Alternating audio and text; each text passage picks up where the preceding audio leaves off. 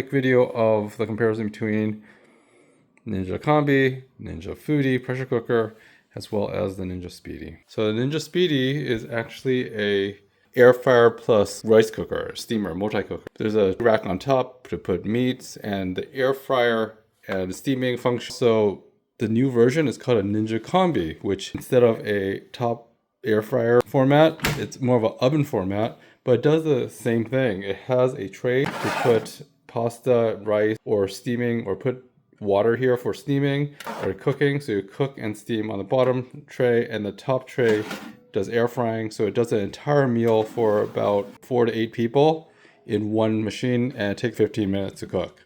And it's extremely convenient. And you can even bake and stuff. Basically, you switch. It does the air fryer function of top-down heat, which is pretty awesome too. Very cool stuff.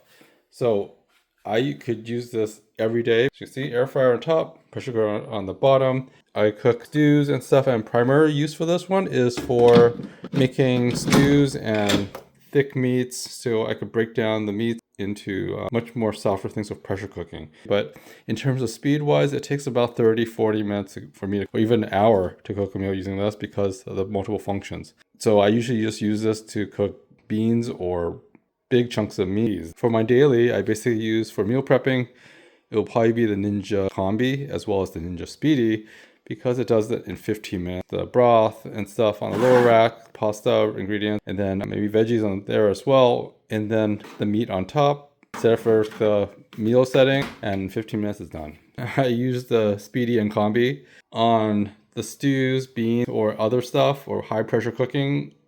I use the Foodi pressure cooker. And like I said, these are all pretty awesome items. Definitely the Combi I could bake with this. And thanks for watching, guys. I just figured I'd do a quick